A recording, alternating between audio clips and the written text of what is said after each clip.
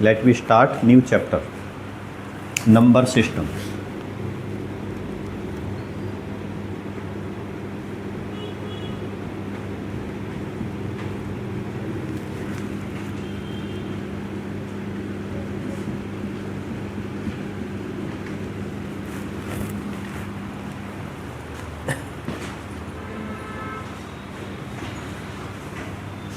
आज नया चैप्टर, आज नया चैप्टर कराते हैं फिर हम। तुम आज ग्राफ ले आए? सर इसके लिए तो मैं लेट हाँ हूँ, मैं 6 समझ मिनट गया। हुए। वो एक्चुअली क्या है कि अच्छा चलो, नंबर सिस्टम में देखो, अभी तक आपने जो नंबर पढ़े हुए हैं ना, जितने भी नंबर हैं, वो एक होते हैं रियल नंबर और एक होते हैं इमेजिनरी नंबर, अनरियल नंबर। दो तरह के नंबर आते हैं। तो ये मैं बता दूं, आपने अभी तक पहली क्लास से लेकर के अभी तक जो नंबर पढ़े वो सिर्फ़ और सिर्फ रियल नंबर पढ़े, और अभी भी तुम यही पढ़ोगे, अनरियल नंबर नहीं पढ़ोगे। और ना ही तुम 9th में पढ़ोगे, ना ही 10th में पढ़ोगे। ये अनरियल नंबर है, ये किस में जाएंगे? आपके 11th में जाएंगे। ठीक है, इन नंबर को हम इमेजिनरी नंबर भी कहते हैं। इनका कोई फिक्स वैल्यू नहीं आती। जैसे अगर ये कहा जाए कि एक्स स्क्वायर इज इक्वल 4 है, एक्स स्क्वायर इज इक्वल 4 है, तो एक्स स्क्वायर इज इक्वल क्या आ जाएगा? एक्स इज इक्वल क्या आ जाएगा? स्क्वायर हटाएंगे तो इधर अंडर रूट आ जाएगा। स्क्वायर हटाने से इधर क्या आ जाता है? जो अंडर रूट 4 की वैल्यू कितनी होती है? कितनी? 2 होती है। लेकिन अगर एक्स स्क्वायर इज इक्वल -4 है, एक्स स्क्वायर इज इक्वल क्या है? तो एक्स इज इक्वल क्या होगा? Under root -4। अब एक बात बता दूं, -4 का अंडर रूट आप नहीं निकाल सकते। ठीक है, तो ये जो अंडर माइनस के अंदर जो अंडर रूट आता है वो आपका इमेजिनरी नंबर के अंदर आता है, जो अभी तक हमने ना पढ़ेंगे, अभी ना ही पढ़ा है अभी तक। इसको हम इमेजिनरी नंबर कहते हैं। बाकी सारे नंबर को हम रियल नंबर कहते हैं, और इस रियल नंबर को भी 2 पार्ट में डिवाइड किया गया है।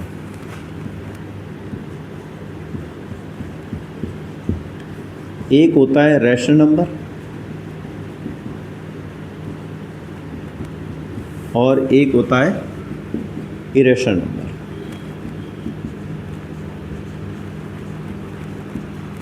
एक रैशनल और एक इरेशनल। ठीक है,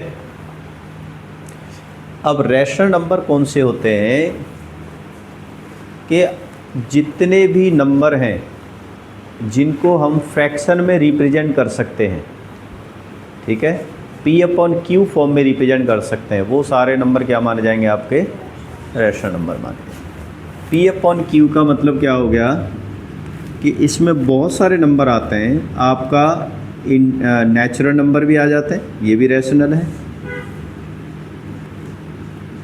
आपके वो नेचुरल नंबर पता है ना कौन से होते हैं? 1 2 3 4 यहाँ से जो स्टार्ट होते हैं उन्हें नेचुरल नंबर कहते हैं। ठीक है, 1 से स्टार्ट होते हैं। दूसरा होल नंबर होता है। होल नंबर कहाँ से स्टार्ट होंगे? 0 से। बस यही है कि कई बार पता है स्टेटमेंट में अगर आ जाए तुम्हें कि all the whole number are natural number, क्या ये सही है? All the whole number are natural number, false है ये स्टेटमेंट। क्यों? क्योंकि 0 इंक्लूड नहीं है। लेकिन इसका रिवर्स हो सकता है, तो all the natural number are whole number. तो ये स्टेटमेंट भी थोड़ा सा कहीं ना कहीं पर कॉन्ट्राडिक्शन में आ सकती है। तीसरा, इंटीजर भी हो सकते हैं आपके। जितने भी इंटीजर हैं वो भी क्या माने जाएंगे? आपके रैशनल नंबर होते हैं, चाहे वो प्लस के हो। अच्छा, नेचुरल और होल नंबर में क्या फ़र्क है कि इंटीजर में इन दोनों में और क्या फ़र्क है कि ये जो नंबर है ना, ये आपके नेचुरल नंबर भी हो सकते हैं, होल नंबर भी हो सकते हैं। लेकिन अदर देन क्या होगा इन दोनों के अलावा? ये आपके नेगेटिव भी हो सकते हैं। -1 -2 -3, ये भी तो इंटीजर है सारे, ठीक है। लेकिन इसमें सारे नंबर क्या माने जाएंगे, पॉजिटिव वाले ही माने जाएंगे, ठीक है। तो ये तो एक वो वाले नंबर थे जिनको फ्रैक्शन में हम रिप्रेजेंट नहीं करते, ये सिंपल इंटीजर में ही लिखे जाते हैं मतलब उसके बाद जितने भी फ्रैक्शन वाले नंबर हैं जिनको हम P/Q कहते हैं, ये सारे नंबर रैशनल नंबर माने जाएंगे, ठीक है। अब एक बात देखो, पहली बात हमने ये सीखेंगे थोड़ा थोड़ा कि अगर दो रैशनल नंबर दे रखे हैं फ्रैक्शन में, अच्छा 3-4 चीज़ें हैं इसके अंदर जो हमें पढ़ना है। एक तो रैशनल नंबर निकालना, गिवन नंबर है 2 नंबर, उनके बीच में रैशनल नंबर कैसे निकालोगे, ठीक है। एक इरेशनल नंबर कौन से होते हैं, उनके बीच में निकालना, 2 नंबर दे रखे हैं उनके बीच में 2 इरेशनल नंबर कैसे निकालोगे। एक रैशनल नंबर को नंबर लाइन पे कैसे लिखोगे, वो निकालेंगे। एक इरेशनल नंबर को नंबर लाइन पे कैसे लिखेंगे, वो निकालेंगे। एक जो रैशनल नंबर का जो डेसिमल एक्सपेंशन होता है उसको एग्जैक्टली P/Q में कैसे रिप्रेजेंट करेगा। डेसिमल तो हमें पता है भाई, डेसिमल तो 1.2 1.3 इस तरह से हो गया, लेकिन P/Q किस तरह से फॉर्म में करेंगे, वो सारा कुछ इसके अंदर आएगा। मुश्किल से 1 क्लास या 2 क्लास के अंदर इतना हो जाएगा।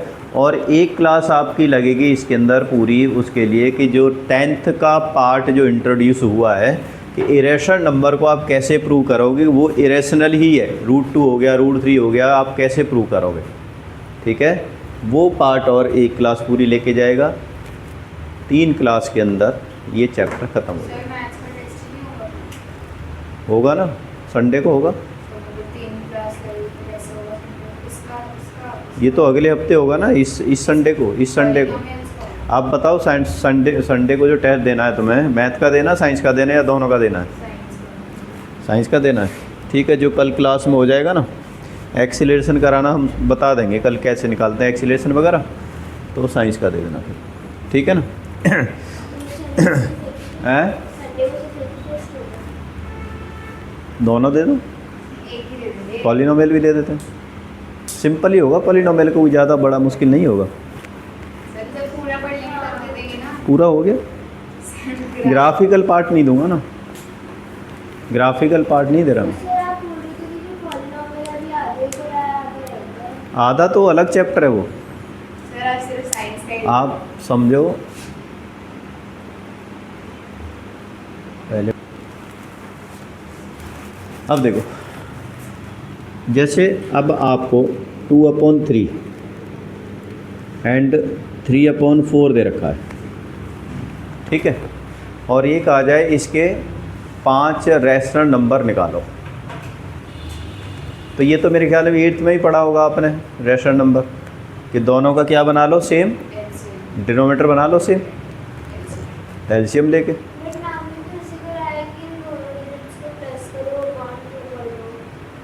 अरे सुनो, जो मैडम ने कराया हो ना वो भूल जाओ तरीका, ठीक है।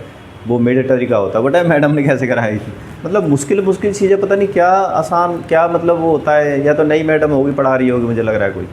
देखो कैसे कराए, 2/3 + 3/4, इसको करो 1/2 कर दो, जो आंसर आएगा उसको साथ में जोड़ो, फिर 1/2 कर दो, जो आंसर आएगा उसको। क्या लेना देना उन चीज़ों से, इतना लंबा चौड़ा प्रोसेस करो। हाँ, क्या करो, डिनोमिनेटर सेम बनाओ, डिनोमिनेटर सेम बनाने के लिए एलसीएम क्या आएगा, एलसीएम ऑफ 3 और 4 क्या होगा, 12 हो गया। आपको 12 लाना है यहाँ पर, ठीक है। 3 से डिवाइड करो 12 को, कितने बार जाएगा, 12 को 3 से डिवाइड करो, कितनी बार गया, 4 टाइम्स।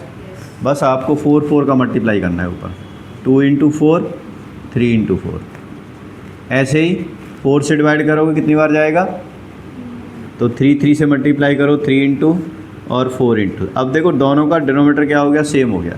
ये 8/12 हो गया और ये 9/12 हो गया ना। अब तुम्हें दोनों, अब हमें ये पता है कि डिनोमिनेटर सेम है, तो अब क्या करोगे, आप 0 0 10 का मल्टीप्लाई कर दो दोनों तरफ ऊपर, इधर भी 10 का कर दो, इधर भी 10 का कर दो, मतलब क्या होगा 80/90 और दूसरा नंबर 90/12 120, सॉरी 120। इसको भी 10 से, इसको भी 10 से, इसको भी 10 से, इसको भी 10 से, ठीक है, 10 से 10 से 10 से 10 से सबसे बेस्ट तरीका ये 10 से मल्टीप्लाई कर लो आप। बस अब डिनोमीटर तो सेम है, अब ऊपर जो नंबर आया हुआ है 80 से लेकर 90 के बीच में जो नंबर है उनके बीच में लिख दो नंबर, वही आपके बिटवीन हो जाएंगे। कितने लिखने सारे? 5 नंबर लिखवाए थे मैंने, ठीक है।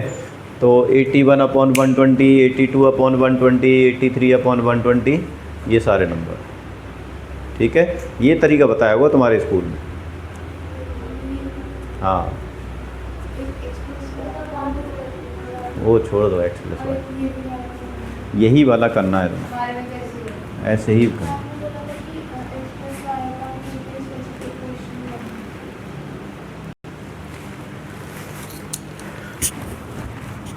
रैशनल नंबर का डेसिमल एक्सपेंशन दो टाइप का होता है, एक टर्मिनेटिंग डेसिमल एक्सपेंशन,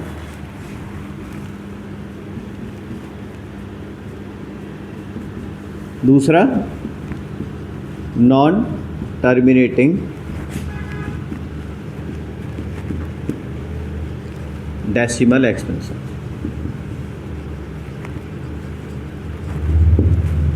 अब देखो एक बात देखो, अगर मैं 4/5 करता हूँ और 4/3 करता हूँ, क्या फ़र्क होगा था डिवाइड दोनों का? देखो अगर मैं 4 को 5 से डिवाइड करूँगा, डेसिमल आएगा, 0 आ गया, कितना आ गया, 40 आ गया, क्या बच गया रिमाइंडर आपका, यहाँ ख़त्म हो गया, आगे डिवाइड नहीं होगा, ठीक है। अब आप 4 को 3 से डिवाइड करो, 3 बंदा 1 आ गया, 0 आया, पॉइंट लगा दिया, 3 3 दा 1 आ गया, फिर 0 लगाया, फिर 3 3 दा फिर 1 आ गया। आप देखोगे ये 1 क्या कभी 0 बन सकता है? वही बता रहा हूँ, वहीं पहुँच रहे हैं, ठीक है। क्या रिमाइंडर इसका कभी 0 बन सकता है? तो इसका रिमाइंडर कभी भी 0 नहीं बनेगा। इसके बेस पर ही इस डेसिमल एक्सपेंशन को दो पार्ट में डिवाइड किया गया है, एक टर्मिनेटिंग डेसिमल एक्सपेंशन और एक, मतलब क्या है कि बार बार आपको जो 3 आ रहा है ना, ये जितना मर्जी आप डिवाइड करते जाओ, ये 3 वाली जो डिजिट है हमेशा क्या होती रहेगी, रिपीट होती रहेगी, ठीक है। इसीलिए हम इसे कहते हैं, ये वाला जो नंबर था इसे कहेंगे नॉन टर्मिनेटिंग डेसिमल एक्सपेंशन। और ये वाला जो टर्म, ये वाला यहाँ तो पूरा डिवाइड हो गया, रिमाइंडर क्या आ गया इस केस में, 0 आ गया, समझ रहे हो। तो ये वाला जो नंबर होगा वो कौन सा होगा, टर्मिनेटिंग डेसिमल एक्सपेंशन। जो टर्मिनेटिंग का मतलब क्या होता है, जहाँ पर रिमाइंडर क्या आ जाए, 0 आ जाए, यानी डेसिमल एक्सपेंशन रिपीट ना हो, ख़त्म हो जाए वहाँ पर। जैसे एक डिजिट के बाद डेसिमल ख़त्म हो गया, अब नहीं आएगा आगे कोई डिजिट इसके अंदर, ठीक है। तो इस तरह का जो नंबर होगा वो टर्मिनेटिंग डेसिमल एक्सपेंशन होगा, और जो बाकी जो नंबर होगा वो क्या होगा, नॉन टर्मिनेटिंग डेसिमल एक्सपेंशन। जैसे हम अगर इसी की बात करें तो 4/5 0.8 जो आया है ये टर्मिनेटिंग हो गया, और 4/3 है इज इक्वल 1.3333 ये नॉन टर्मिनेटिंग होगा। अच्छा एक और मैं बात बता देता हूँ तुम्हें, हमें कैसे पता चलेगा, ठीक है। हम डिवाइड, ये तो हमने डिवाइड करा, हम डिवाइड ही नहीं करना चाह रहे, लेकिन हम पता करना चाह रहे हैं कि कौन सा टर्मिनेटिंग डेसिमल एक्सपेंशन और कौन सा नॉन टर्मिनेटिंग। ये भी हम पता कर सकते हैं बिना डिवाइड करे। जैसे अगर कोई आ जाए कि भी मान लो यहाँ पर लिखा है 27 और डिवाइडेड लिखा है 128 लिखा है, समझ रहे हो। तो बताओ इसको 27 को 128 कौन सा होगा, टर्मिनेटिंग होगा या नॉन टर्मिनेटिंग होगा? कैसे? 0 लगा सकते हैं ना, उससे क्या फ़र्क पड़ेगा 0 से? 270 हो जाएगा, तो फिर वो 2 से 2 में डिवाइड हो सकते हैं। डेसिमल थोड़ा ही यहाँ पर, लेकिन फिर भी ये टर्मिनेटिंग है, उनका तुक्का सही चल गया। हाँ जो ही गैस, मतलब गैस क्या होता है, श्योर तो थी मैं इसका।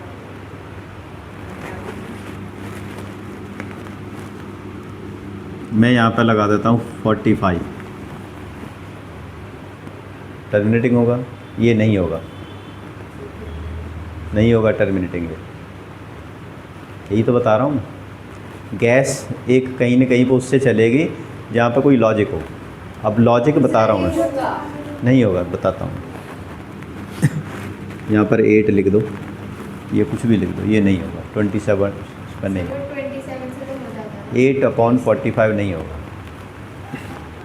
वो कट जाता अलग बात है, लेकिन अब नंबर तो वही है सेम। देखो बताते हैं हम क्या है। जैसे मान लो क्या नाम है, 26/45 है और 26/1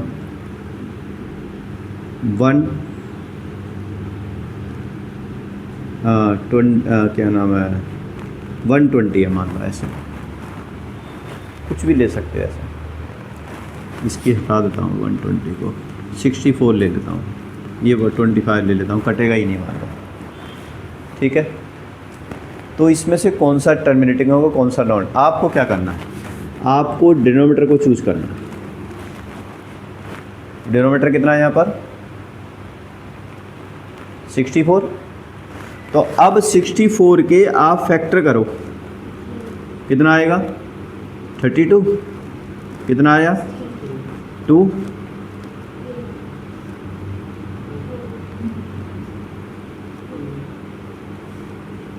दो कितनी बार आ रहा है? 1 2 3 4 5 6 टाइम आ गया ना, 2 की पावर 6 हो गई। जितने बार आता है उतनी पावर हो जाती है। अब एक बात बताओ, 2 के अलावा कोई डिजिट है इसके डिनोमीटर में? नहीं है ना। तो रूल क्या कहता है? रूल ये कहता है, अगर किसी के डिनोमीटर के अंदर जो प्राइम फैक्टर है, प्राइम मतलब ये वाले, उसमें 2 आता है या 5 आता है या 2 और 5 दोनों आ जाते हैं, या सिर्फ 2 2 आए या 5 5 आए या 2 और 5 दोनों आ जाते हैं, वो हमेशा टर्मिनेटिंग डेसिमल एक्सप्रेशन, हमेशा। एक नहीं नहीं नहीं नहीं, 1 2 भले ही आए, मतलब और कोई डिजिट नहीं होनी चाहिए। हाँ, 2 और 5 के अलावा और कोई डिजिट उसके साथ इंक्लूड नहीं होनी चाहिए। समझ रहे हो?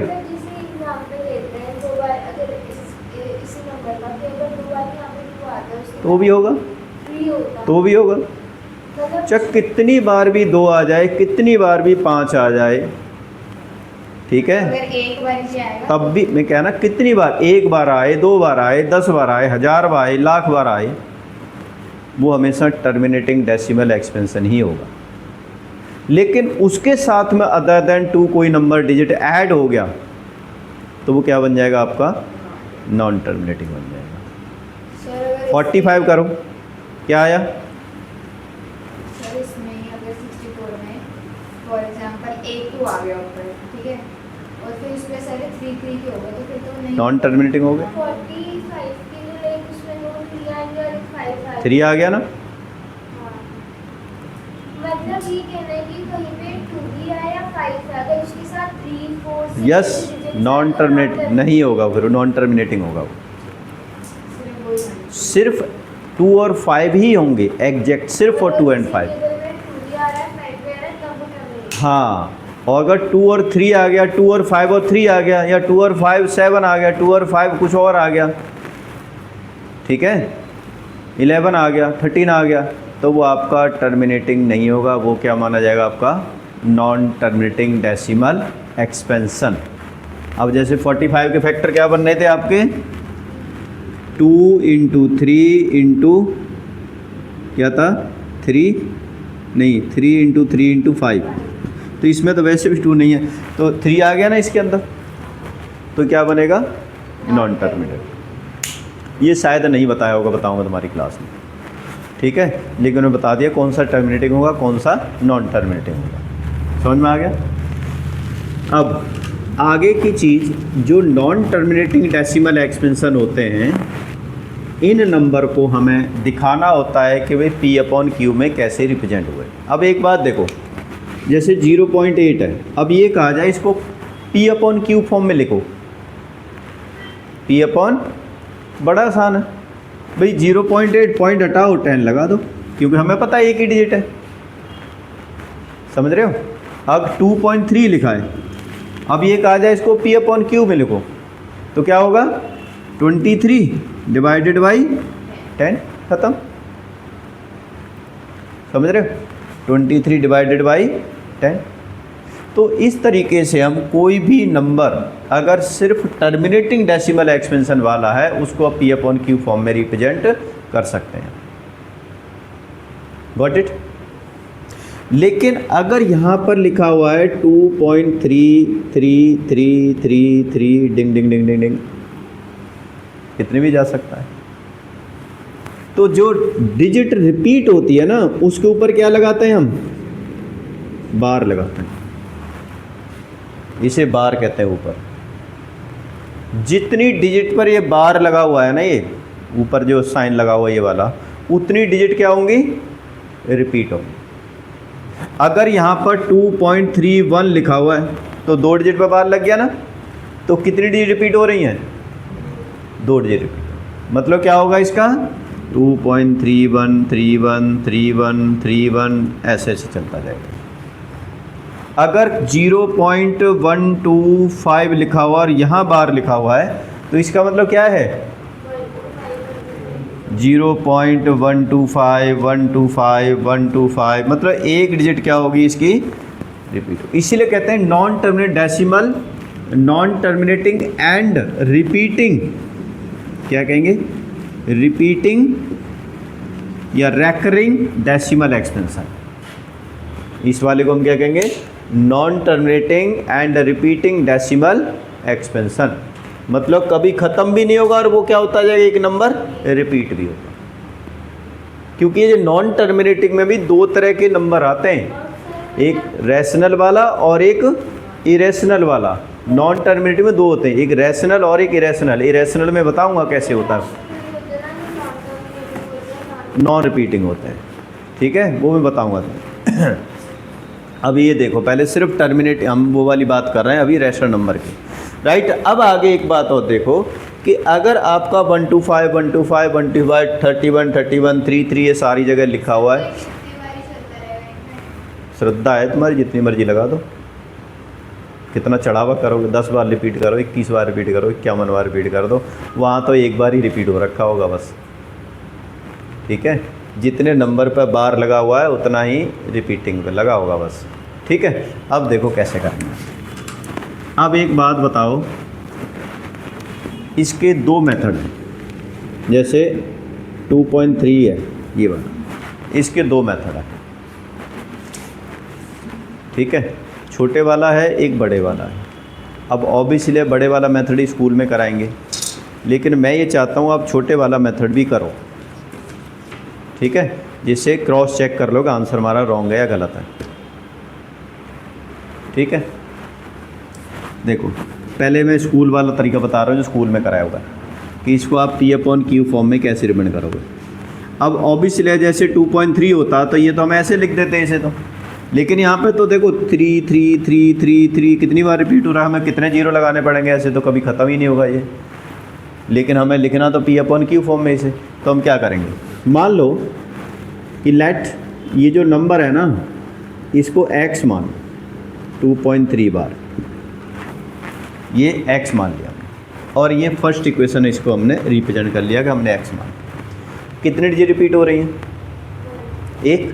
तो ये अभी रूल क्या होता है, अगर 1 डिजिट रिपीट हो रही है तो 10 से मल्टीप्लाई करना है, 2 रिपीट हो रही हैं तो 100 से, और 3 रिपीट हो रही हैं तो ऐसे ही मतलब मल्टीप्लाई आपको करना है, ठीक है। अभी हम कितने से करेंगे इसको, 10 से। अगर हम 10 से मल्टीप्लाई करेंगे तो यहाँ पे क्या आ जाएगा, 10x, और ये कितना हो जाएगा बताओ। अगर मैं इसको ऐसे लिखता हूँ 2.333333 और इसको 10 से मल्टीप्लाई कर देता हूँ तो क्या होगा, ये जो डेसिमल इधर आ जाएगा, एक डेसिमल इधर आ जाएगा, तो क्या हो जाएगा ये 23.3333 ऐसे हो जाएगा, होगा नहीं होगा। तो इसका मतलब 23.3 बार हो जाएगा ये, भाई यहाँ से रिपीट होना शुरू हो गई डिजिट, ठीक है ना। तो ये बात ध्यान रखना है कि अगर 10 से करते हैं तो एक डिजिट आगे डेसिमल आ जाएगा, हंड्रेड्स करेंगे तो 2 डिजिट आ जाएगा, थाउजेंड्स करेंगे तो 3 डिजिट जाएगा, फिर वही रिपीटिंग वाला डिजिट पर बार लगा देंगे हम। मतलब ये जो 10 से करने पर इज इक्वल में क्या आ जाएगा 23.3 बार। इसी तरह से मैं और चीज़ बताता हूँ तुम्हें कि जैसे मान लो ये 1.31 पे बार होता, इसको कितने से करेंगे ये, तो अगर हम 100 से करेंगे तो इसका मतलब होगा 131.31 बार, ठीक है। क्योंकि यहाँ अब डेसिमल यहाँ आ जाएगा 2 डिजिट खोल के, समझ रहे हो। अगर बाई चांस 1.04 बार हो, यहाँ बार हो इस जगह पर, तो अब हम पहले 10 यहाँ पर लेके आएंगे डेसिमल को, फिर उसके बाद इसको 2 बार में प्रोसेस करनी पड़ेगी, जो हम बताएंगे अभी, इसका भी बताएंगे इसका। लेकिन पहले ये देखो, इसको मान लो सेकंड इक्वेशन। अब ये तो समझ में आ गया तुम्हारे। अब क्या करो, इस सेकंड वाली इक्वेशन में बताओ 10x में से x गया, क्या बचेगा। 23.3 में से 2.3 गया तो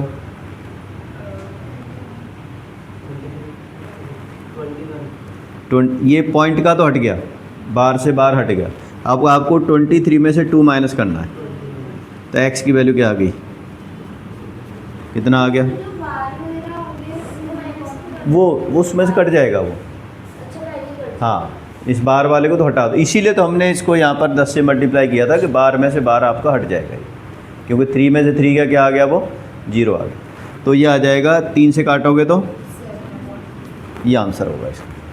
अभी बहुत सारे क्वेश्चन बताता हूँ मैं, उसके बाद ही समझ में आएंगे तुम्हारे। ये हटा दूँ,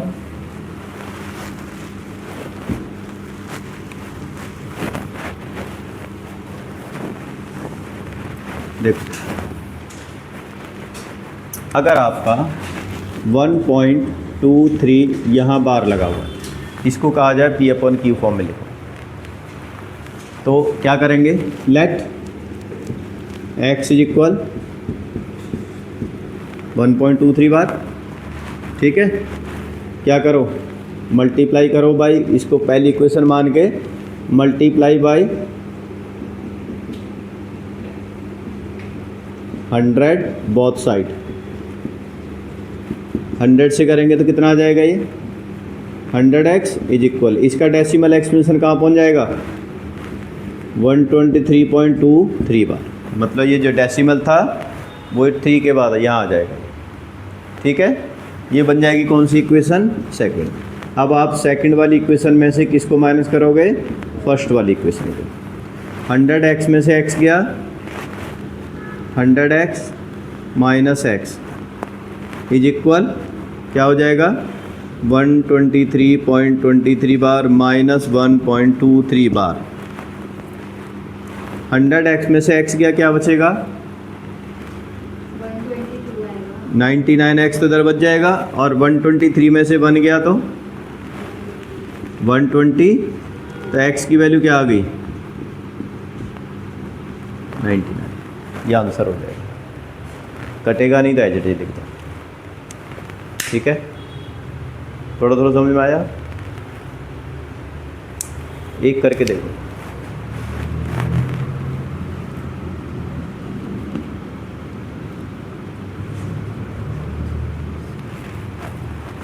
ये करो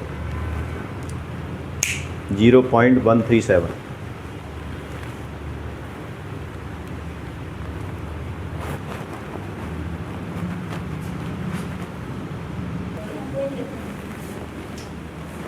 ये वाले होमवर्क में करके लाने हैं आपको, हैं? नहीं, इसको तो आप लॉन्ग मेथड से ही करके लाओगे, क्योंकि आपका कहीं ना कहीं पर वो लॉन्ग मेथड ही आएगा उसके अंदर, ठीक है ना।